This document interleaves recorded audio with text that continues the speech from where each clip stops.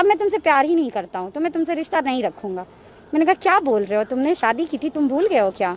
कितना कुछ हुआ है हमारी लाइफ में, कई बार तुमने अबॉर्शन दवाई खिला के किया है, ये वो दीदी बहुत कुछ कहा मैंने। हाँ क्या करे सर, मेरा लाइफ तो पूरा हेल हो गया है ना उनकी वजह से। हम यही चाह रहे हैं।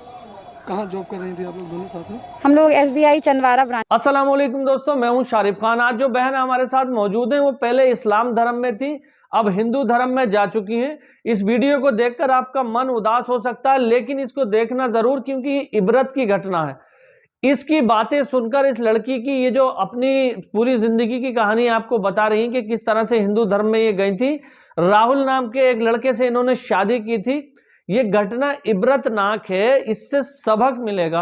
आपका मन वाकई उदास हो सकता है, ये मैं मानता हूं। आपका मन भी करेगा कि वीडियो को निकाल दें, लेकिन ये इबरत है। इबरत का मतलब है आने वाले जो लोग हैं उनके लिए एक नजीर पैदा है, ताकि इस इबरत को देखकर अपने पीछे वालों का और अपने आगे वालों का अंजाम सोच सकें। तो चलिए शुरू करते हैं वीडियो। बहन से बात करते हैं कि आखिर क्या वजह रही जो ये इस्लाम धर्म को छोड़कर हिंदू मजहब में चली गई, और राहुल नाम के एक लड़के से इन्होंने शादी की जिसके बाद उसने इन्हें छोड़ दिया। कितनी प्रताड़ना हुई इनके साथ, क्या क्या घटनाएं घटित हुई। अब इनकी बात सुनने वाला कोई नहीं।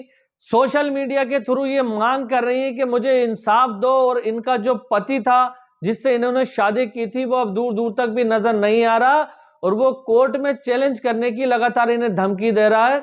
माता पिता भाई बहन सब उनका इनके क्या हुआ, ये सारी चीजें आपको बताएंगी। तो चलिए शुरू करते हैं वीडियो, और उसके बाद फिर हम और आप बात करते हैं। अक्टूबर में एक लड़के से मिली थी जिनका नाम गौरव कुमार है। उन्होंने मुझसे काफ़ी दोस्ती बढ़ाई, दोस्ती की, और हम लोगों की दोस्ती बहुत अच्छी हो गई। नवंबर की लास्ट में उन्होंने मुझे बताया था कि मेरी माँ बहुत बीमार रहती है, उनका मेंटली डिस्टर्ब रहती हैं वो। तो नवंबर में उन्होंने कहा कि मेरी मदर से मिलने चलोगी तुम? तो मैंने कहा ओके ठीक है, चलिए मदर से मिलने चलिएगा। तो क्योंकि मैं उन्हीं के साथ मतलब ज़्यादातर बैंक से ऑफिस जाती थी, कार्ड में जॉब करते हैं तो, और फिर ऑफिस से घर भी वही मुझे छोड़ देते थे, क्योंकि मेरी मदर एक्सपायर है और मुझे थोड़ा उनकी तरफ से मॉरली सपोर्ट मिलता था तो मुझे अच्छा लगता था। फिर वो मुझे अपने घर ले गए थे नवंबर में लास्ट टाइम में, और मदर से मिलाने के लिए। फिर मदर से वो मुझे मिलाए बात हुई, फिर कुछ खाना वाना हम लोगों ने खाया वहीं पर, चाय पिया, खाना वाना खाया, वो कुछ था। फिर मैं वहाँ पर ऐसा था कि कुछ रिलेशनशिप उन्होंने बनाया, और जिसके बाद मैं बोलने लगी, मतलब सुबह जब उठे तो मैं रोने लगी कि भाई ये चीज़ें गलत है और आप ये चीज़ें कैसे कर सकते हो। तो उन्होंने कहा कि मैं तुमसे बहुत प्यार करता हूँ और तुम मुझसे दूर नहीं हो जाओ, तुम मेरे पास हमेशा रहो, मैंने इसलिए ये चीज़ की है। मैंने कहा नहीं, लेकिन ये तो गलत चीज़ है ना, ऐसा तो नहीं कर सकते है ना। हाँ, फिजिकली रिलेशनशिप उन्होंने बनाया। तो उस टाइम उनके घर में सिर्फ उनकी माँ थी, तो उनके मतलब फादर भी हैं, उनके फादर की भी 2 शादियाँ हुई हैं, और वो एक ही घर में अपनी 2 पत्नियों को लेके अब रह रहे हैं, उस टाइम नहीं थे। और मुझे कहा गया कि मेरे फादर जो हैं वो गांव गए हुए हैं, तो इसलिए मतलब हम वहाँ स्टे वहाँ पे उन्होंने किया, और जो भी था उन्होंने दवा ववा मुझे दे दी थी नशे की। सुबह में जब हम उठे तो हम ये चीज़ उनको बोले कि आपने ये सारी चीज़ें क्यों की? तो भाई हम तुमको खोना नहीं चाहते हैं, और जब हम तुमको फर्स्ट टाइम देखे थे तभी हमको तुमसे बहुत प्यार हो गया था, हम बहुत तुमसे प्यार करते हैं, और हम वादा करते हैं कि हम तुमसे शादी करेंगे, तुम्हारे साथ रहेंगे। अगर तुम नहीं बोलोगी, अगर तुमको ऐसा लगता है कि मैं झूठ बोल रहा हूँ, तो देखो यहाँ पे मंदिर है शिव जी का, घर में उनके, लो हम तुम्हारा मांग भर देते हैं, तुमको मंगलसूत्र पहना देते हैं, तुम पत्नी हो जाओगी मेरी, तब तो तुमको डाउट नहीं ना रहेगा मेरे प्यार पे। तो उन्होंने वैसा किया कि मेरे मांग में सिंदूर भर दिया, मुझे मंगलसूत्र पहना दिया, गले लगा लिया, कहा कि मुझ पे यकीन मानो, मुझे मालूम है कि तुम बहुत टूटी हुई हो, तुम्हारा बहुत लॉस है, और मैं तुमको कभी नहीं छोड़ना चाहता, बट इस चीज़ के बाद ना हम बहुत क्लोज आ जाएंगे, बहुत प्यार हो जाएगा। ठीक है भाई, सब कुछ ठीक था, रिलेशनशिप बहुत अच्छा चला। 2.5 साल तक उन्होंने बहुत प्यार दिखाया, बहुत केयर की, हर जगह प्यार करते थे, हर जगह केयर करते थे। फरवरी तक रिलेशनशिप बहुत अच्छा चल रहा था। फरवरी में एक दिन मैंने इनके मोबाइल में, शायद 27 फ़ेब था, मैंने इनके मोबाइल में कुछ फ़ोटोज़ देखी कुछ लड़कियों के साथ, जिसपे मैंने इन पर रिएक्ट किया कि ये किन की फ़ोटोज़ हैं। तो इन्होंने मुझे कुछ नहीं कहा, और इन्होंने कहा कि नहीं कुछ नहीं है, और ये फ़ोन हमेशा अपना लॉक रखते थे, कभी मुझे दिखाया नहीं, कभी मैंने इनका फ़ोन नहीं चेक किया, इतना ट्रस्ट दिला रखा था इन्होंने। उसके बाद फिर उन्होंने मोबाइल नहीं दिखाया मुझे, मैं बहुत लड़ी, बहुत बोली, लेकिन नहीं दिखाया। फिर ये धीरे धीरे कटने लगे। फिर मार्च के 7 तारीख को, हाँ इसके बीच में भी जुलाई में, मतलब 2019 में हम प्रेग्नेंट हो गए थे, अक्टूबर में, हाँ प्रेग्नेंट हो गए थे हम 2019 में ही, शादी के बाद तो हम प्रेग्नेंट हो गए थे, सॉरी इसमें दिवाली के टाइम में 2000 में। तो प्रेग्नेंट हो गए थे, तो वो इन्होंने कहा कि मुझे कि मतलब अबॉर्शन करा लेते हैं। तो हम बोले कि नहीं, अबॉर्शन कराना नहीं सही होगा, क्योंकि मैं भी शायद 2-2.5 महीना हो गया था। तो हम बोले कि रख लेते हैं ना, कोई क्या दिक्कत है। तो इन्होंने कहा नहीं, अभी मेरा फ्यूचर भी स्टार्ट नहीं हुआ है, हमने शादी तो कर ली है लेकिन हम पब्लिकली तो शादी नहीं किए हैं ना।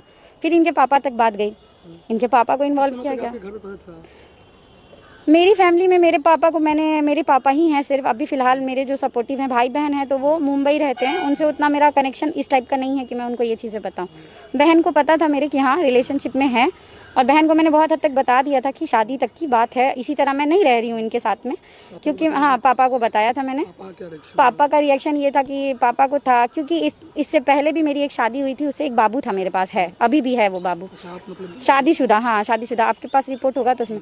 बट वो शादी मेरी टूट चुकी थी 2014 में ही, हम अलग हो चुके थे हस्बैंड से, कुछ इश्यूज़ की वजह से उनसे हम अलग हो गए थे। तो ये तब मेरी लाइफ में अक्टूबर में आए थे। मेरी मदर का डेथ हुआ था 24 अक्टूबर को, उसके बाद ये मेरी लाइफ में आए हैं अक्टूबर में ही। 27-28 अक्टूबर रहा, नहीं 25-26 अक्टूबर रहा होगा। तो धीरे धीरे रिलेशनशिप बढ़ा था। उसके बाद हम प्रेग्नेंट हो गए थे। प्रेगनेंसी के बाद में 19 में प्रेग्नेंट हो गए थे अक्टूबर में। मुझे याद है 26 अक्टूबर था, छोटी दिवाली थी, उस दिन मेरा इन्होंने ले जाके केजरीवाल में अबॉर्शन करवाया था। अच्छा, ये साथ में गए थे? हाँ ये साथ गए थे, और शाम के 7 बजे, छोटी दिवाली थी, इन्होंने मेरा अबॉर्शन करवाया था। में गए तो वहाँ हो गया? मुझे नहीं पता कि सेटिंग क्या थी क्या नहीं थी, लेकिन हुआ। हाँ उन्होंने बात की थी सबसे? हाँ, बस आप साथ? मेरी कोई बातचीत नहीं हुई थी, नहीं बातचीत नहीं हुई थी, ये और इनके पापा थे। आप चाह रहे थे कि हो? नहीं, हम नहीं चाह रहे थे, हम इनको बताए भी नहीं थे स्टार्टिंग में कि कुछ ऐसा है, क्योंकि हम चाह रहे थे कि मतलब बउआ हो जाएगा तो ये पूरी तरीके से फाइनली इसको एक्सेप्ट कर लेंगे। हम नहीं चाह रहे थे। इनके फादर वगैरह ने भी कहा कि हाँ ठीक है चलो कर लो, हो जाएगा ना तो फिर तुम पब्लिकली कर सकते हो शादी। उस टाइम में करेंगे तो क्या होगा ना, लड़का प्यार करता था, शादी कर लिया। उनके फादर बोले? हाँ उनके फादर बोले कि लड़का प्यार करता था तो शादी कर लिया, फिर हम लोग एक्सेप्ट करेंगे, बाद में कर लेंगे, पहले थोड़ा ये होगा। ये तो कहते थे कि भाई मैं बहुत प्यार करता हूँ, तुम्हारे बिना मरिए जाऊँगा, तो कर लो ना सना। ब्रेकअप कब हो गया आप लोगों का? फाइनली ब्रेकअप मेरा फरवरी में हुआ है, फरवरी के बाद मार्च, 7 मार्च को। उन्होंने किया? हाँ उन्होंने किया। इसके बाद आपने क्या किया फिर? उन्होंने मुझसे ब्रेकअप किया, इस तरीके से किया कि वो फ़ोन नहीं उठाए। एक झगड़ा हुआ छोटा सा, कुछ झगड़ा नहीं था, ये चाचा के यहाँ गए थे और इन्होंने बहुत झाड़ के बहुत गंदी तरीके से मुझसे बात की। मैंने फ़ोन किया तो उसके बाद इन्होंने मुझे कॉल करना बंद कर दिया। कुछ दिन मैं भी शांत रही, क्योंकि हर रिलेशनशिप में झगड़ा लड़ाई होता है, फिर आके मना लेते थे ये। मैंने सोचा नॉर्मली है। एक हफ्ता जब बीत गया और ये ना फ़ोन ना SMS कुछ भी नहीं, उसके बाद मैं इनको फ़ोन करने लगी, ये फ़ोन ही नहीं उठा रहे। फिर मैं इनके घर भी गई, इनके फादर से भी मिली, बोले कि बउआ हमको तो कुछ नहीं पता है, कुछ नहीं बताया है। मैं भी शॉक थी। मैंने इनको कई बार कॉल किया। फिर ये क्या कहते हैं मुझसे कि मतलब तुमने मेरा कदर नहीं किया, हम तुमसे बहुत प्यार करते थे, तुमने मेरा कदर नहीं किया, इसलिए मेरे दिल से ना तुम्हारे लिए प्यार ख़त्म हो गया है, मर गया है, अब मैं तुमसे प्यार ही नहीं करता हूँ, तो मैं तुमसे रिश्ता नहीं रखूँगा। मैंने कहा क्या बोल रहे हो, तुमने शादी की थी, तुम भूल गए हो क्या? कितना कुछ हुआ है हमारी लाइफ में, कई बार तुमने अबॉर्शन दवाई खिला के किया है, ये वो दीदा बहुत कुछ कहा मैंने। तो वो कुछ भी रिएक्शन नहीं, पैर पकड़े फिर भी यह रिएक्शन नहीं। कितने फ्रेंड्स को कहा मनाने के लिए, कितने फ्रेंड्स ने इनको कहा, मतलब मार्च से लेके अभी तक सिर्फ इनको मनाया जा रहा था कंटिन्यू। अनमैरिड थे वो, इसीलिए मैंने ट्रस्ट भी किया कि अनमैरिड बंदा है, शादीशुदा नहीं है। और मैं भी सिंगल थी। तो लीगली आपने क्या एक्शन लिया?